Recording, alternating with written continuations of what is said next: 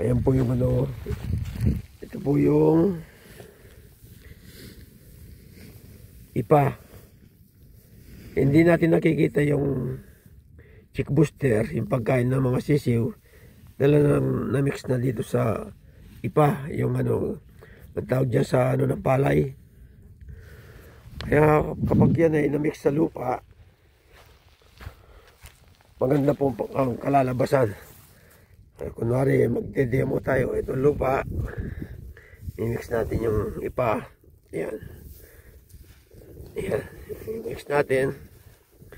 Kapag ito ay naulanan,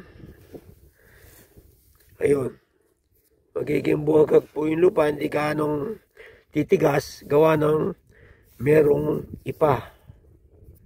Kahit po sa paso, maganda pong pangano ito sa mga garden, itong ipa na to, hindi titigas yung lupa, magiging buhagag, at saka nag-absorb ng matagal yung tubig, kasi yung ipa nag-absorb din ng tubig, so tumatagal yung basa.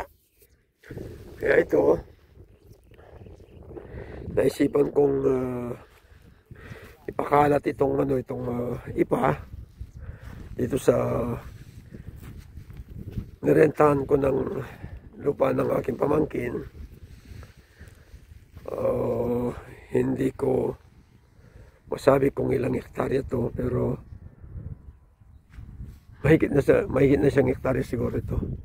Ayun, yung nakikita niyo yung parang bundok na yon, pinatulak ko ng loader yung lupa niya hanggang doon pa sa likod ng mga yung pinatulak ko yon. Kung sasagarin ko kasi hanggang doon sa may brown na ano na yon, hanggang doon pa yung lupa niya, kaso malayo yung travel ng loader. So sabi ko dyan na lang muna, pagdating ng panahon, pag natunaw na yung talahib, saka ko ikakalat uli dyan sa medyo malalim na portion na yan. So for the meantime, ito muna ang tataniman ko ng tubo. Ito po yan, ito yung mag-asawa, sipag-sipag. Sila na mismong nagkakalat para, kasi kung uupa pa ako ng ibang tao na magkakalat, sabi sa kanila na lang daw, kasi para meron daw silang pang Christmas. Kaya hanga ako dito sa mag-asawa na to. Yung katabi ko, yun din, nilagyan din nila ng ipon ng manok. Nakasako pa, hindi pa kalat. Pero banda ron, nalagyan na. So yung sa akin, hanggang dito na muna.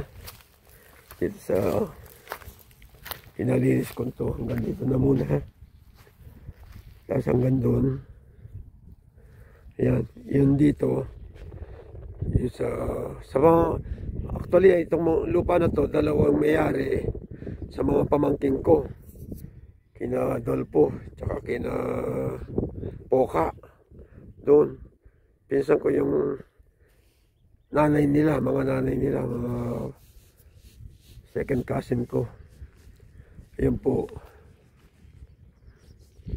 So iyan, pinarenta rin. Kasi may sakit yung mga pamangking ko, lalo na si Dolpo, na-stroke yata o nagda-dialysis. So ito, nag-usap na kami ng pamangking ko na 10,000 pesos per hectare ang renta ko rito. So mangyayari niyan, iawas ko yung nagastos ko dun sa loader na ginamit ko. Kasi po yung loader, yung nakikita nyo ngayon, puro talahib yun. Talagang hindi natatamnan yun. Ako lang nakapagpalinis dyan.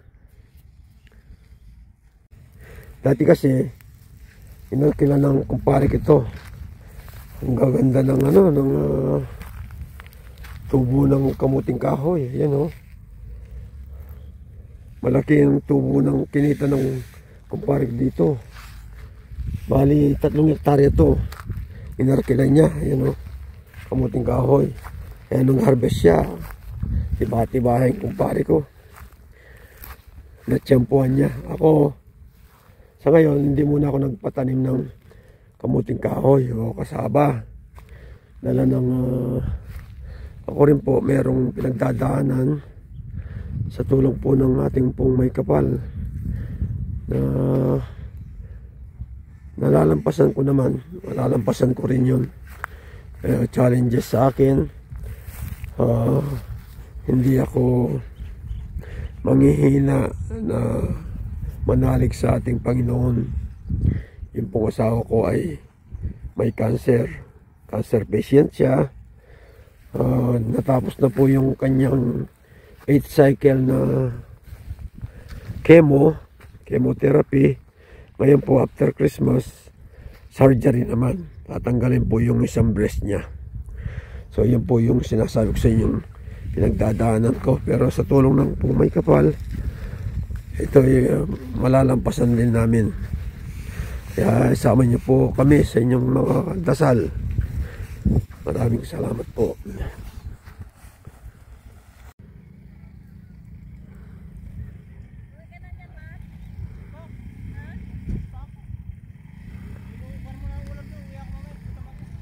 Ayun po, nagtatapon na naman sila o. Yung truck na yun. Nagtatapon na ng ipot ng manok. O sige.